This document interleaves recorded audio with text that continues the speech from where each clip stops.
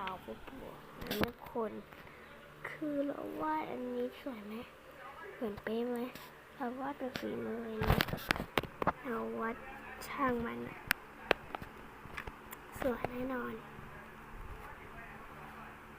ใครวาดสวยกว่า1ใครวาดไม่สวยกด2นะคะ